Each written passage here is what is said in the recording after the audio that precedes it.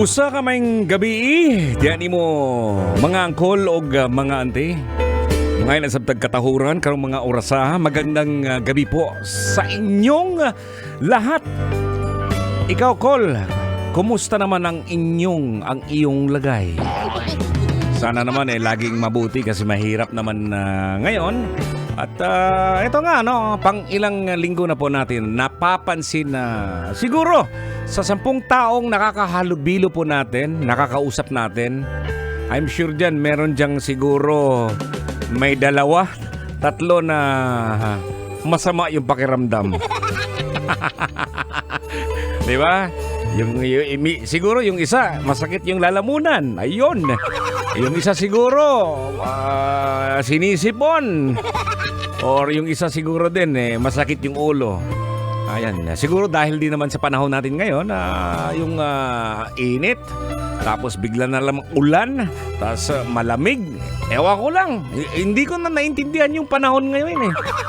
Oo, minsan yung panahon ngayon, para din ng, parang asawa mo, Kol. Hindi mo na rin naiintindihan. Kumusta, Kol? Kumusta, auntie, no? At sana nagiging productive po kayo ngayon sa pinaggagawa ninyo sa inyong pinagtatrabahuan. Ang importante, ganado ka. Oo, ganadong magtrabaho. Ayan. Hindi yung ganadong magipagchismisan.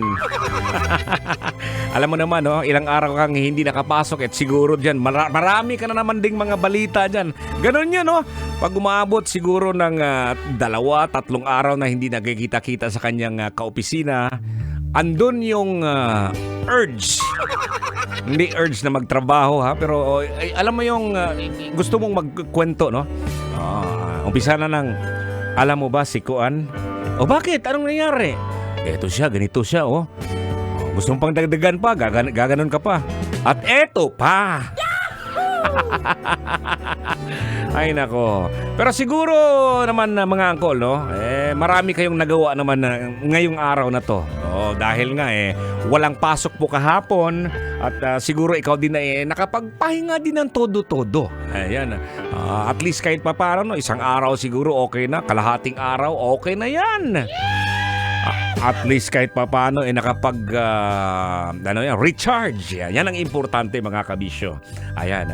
At syempre naman sa gabing ito, good evening, At naisip kong maganda namang pag-uusapan ito ngayong gabi. Itong mga bagay-bagay tungkol na naman, tungkol pa rin sa mga kabataan. Yung kabataan po natin mga angkol ug mga auntie, yung mga magaling, ibig sabihin ko mga mangtas. Magaling sa eskwelahan, magaling sa pag-aaral, or sabihin natin yung mga ginagalingan lang yung mga grado, yan, sa bawat asignatura. May mga ganong klaseng bata, At isa po ako dyan mga kabisyo, Nung nasa elementary tayo, ayoko yung basta-basta. Gusto ko lang at least kahit papaano nasa top 5 ka. Oo, dili kay top. Ano say top? Tapot. Ang ibig kong sabihin, ayokong ipapahiya yung mga magulang ko. Kaya ang gusto ko laging mataas yung grado, kahit papano. Halimbawa, pag may away, ikaw na lang yung umiiwas, Hindi yung ikaw yung mag-uumpisa ng gulo.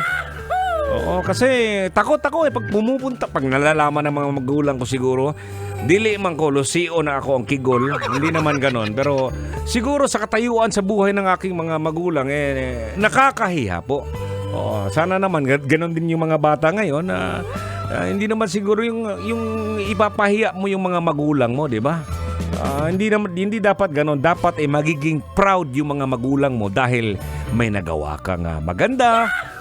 Kaya mataas yung grado mo. Dapat ganon po tayo mga kabisyo. Ikaw pamangkin yung mga anak ng ating mga angkol na nakikinig po sa atin.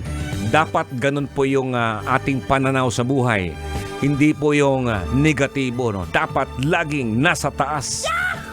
Ayan. At siyempre marami po nakaka-relate na to, kasi ito yung mga kabisyo, kasi sabi nga nila kaya ginagalingan yung bawat asignatura kasi para magkaroon ng rewards galing sa mga magulang. Diba? Okay, pag-usapan po natin yung mga rewards, yung mga binibigay po ng mga magulang. Halimbawa, sasabihin ng magulang, "Oy, mataas yung grado mo ngayon ha." Ayan.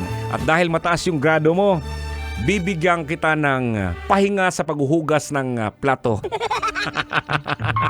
Diba? May mga ganun, no? Pag nakakuha ng mataas na grado, mataas ang score. Ayan siya. Dahil mataas yung score mo ni ate, ikaw muna kuya ang maghuhugas ng plato. Hindi naman po pwede. Hindi naman sabihin natin na madalas ganyan. Pera siguro. Pwede naman yun yung trabaho na wala muna kang gawaing bahay. Ayan. So siguro yung mga 70s, 80s, 90s na mga bata siguro, no, na nakikinig ngayon, Col, no? Siguro marami kang mga experiences na pwede mo namang i-relay sa atin dito, no? At pwede mo yan, mga uncle o mga auntie, kasi meron po tayong fan page, Totoy Bato Official. Ayan. Ang nakalagay po dyan, no? Nung nasa elementary pa kayo, ano ang madalas na nakukuha nyo sa magulang nyo bilang reward sa mataas na nakuhang grades? Oo, may mga ganon, no? Oo, sasabihin ng mga magulang, sige, pag nakuha mo yung grade na 95 and above, o kaya 90 and above, bibilihan kita ng bike. Oo, ako, bibilihan sana ako ng bike eh. Kaso lang, sinabi, bibilihan ako ng bike tapos ililipat ako ng school. Huwag namang sanang ganun, no? Pero hindi ako pumayag kasi siyempre gusto ko pa rin yung school ko, kaya kahit papano, doon pa rin tayo. Ayan, iba't ibang mga rewards po tayo na natatanggap, mga kabisyo, no? Doon lang po kayo, no? I-follow niyo po ako at i-like ang aking fan page, Totoy Bato Official. Gusto kong masagot mo ito, mga kabisyo, at mag-comment. Nung nasa elementary pa kayo, ano ang madalas na nakukuha nyo sa magulang ninyo bilang reward sa mataas na nakuhang grades? Ayan, hanggang 12 midnight po tayo dito po sa ating programa, mga kabisyo. Ito po yung Totoy na Love. Kasama nyo si Totoy Bato. Mag-uban-uban ta hangtod 12 midnight. Dinhi lang sa 90.7 Love Radio. Yo!